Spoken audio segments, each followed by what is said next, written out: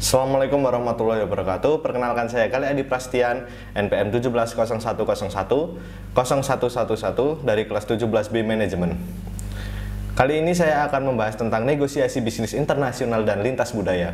Dari pokok pembahasan yaitu ada 5. Yang pertama, seni dan ilmu negosiasi lintas budaya.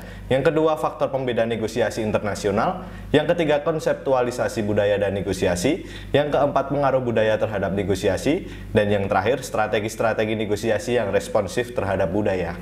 Apa itu seni dan ilmu negosiasi lintas budaya?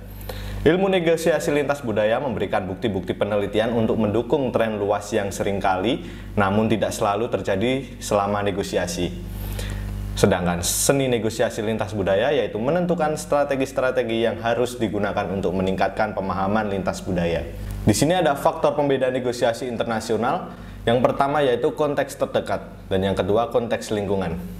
Di dalam konteks terdekat ini ada hasil negosiasi yang diinginkan, pemegang saham terdekat, kekuatan tawar-menawar relatif negosiator dan sifat ketergantungan, tingkat konflik yang mendasari negosiasi politik, hubungan antar negosiator sebelum dan selama negosiasi. Sedangkan konteks lingkungan, di sini ada kontrol pemerintah dan birokrasi asing, ketidakstabilan dan perubahan, perbedaan ideologi, perbedaan budaya, pemegang saham eksternal, pluralisme hukum, pluralisme politik, dan juga fluktuasi mata uang dan nilai tukar mata uang asing.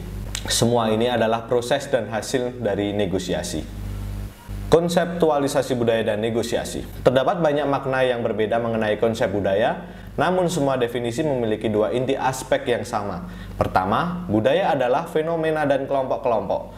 Kedua, adalah bahwa keyakinan, nilai, dan ekspektasi perilaku budaya dipelajari dan diteruskan secara turun-menurun dari anggota lama kepada anggota baru. Robert Janosik tahun 1987 mengidentifikasikan 4 cara yang digunakan untuk mengkonseptualisasi budaya dalam negosiasi internasional. Yang pertama ada budaya sebagai perilaku yang dipelajari. Yang kedua budaya sebagai nilai bersama. Yang ketiga budaya sebagai dialektika. Dan yang terakhir budaya dalam konteks. Pengaruh budaya terhadap negosiasi. Ada 10 faktor dari sudut pandang manajerial. Ada definisi negosiasi, peluang negosiasi, pemilihan negosiator, protokol, komunikasi, kepekaan waktu, kecenderungan resiko, kelompok versus individu, sifat kesepakatan, dan emosionalisme. Pengaruh budaya terhadap negosiasi dari sudut pandang penelitian. Pada gambar ini menunjukkan bahwa semuanya menuju ke jenis kesepakatan. Di garis biru ada kepentingan dan prioritas, pola kesepakatan integratif, negosiator budaya, strategi-strategi, dan pola interupsi menuju ke jenis kesepakatan. Dan yang garis kuning, kepentingan dan prioritas, negosiator budaya, dan strategi-strategi. Semuanya menuju ke jenis kesepakatan. Strategi negosiasi yang responsif terhadap budaya.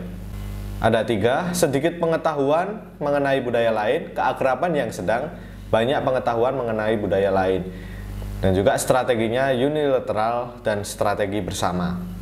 Saya akan memberikan contoh kasus dalam negosiasi ini.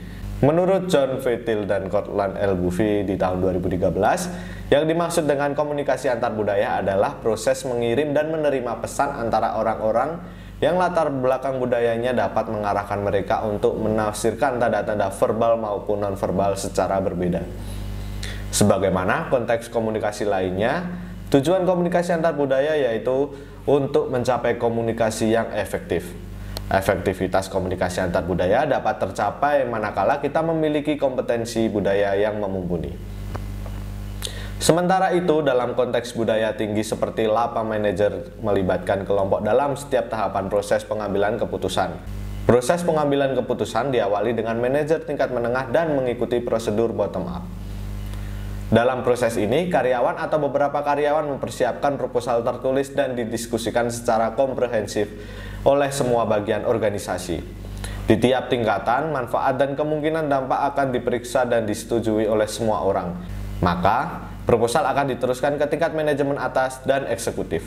Sementara itu, dalam konteks budaya tinggi seperti Jepang, gaya negosiasi ditandai dengan dibutuhkannya waktu yang lama untuk mendiskusikan permasalahan penting, memahami posisi awal sehingga ada ruang untuk bernegosiasi, berusaha untuk menghindari konflik dan konfrontasi, mencari ranah kesepakatan, menghindari kehilangan muka, diawali dengan beberapa diskusi awal sebelum melakukan negosiasi yang sebenarnya.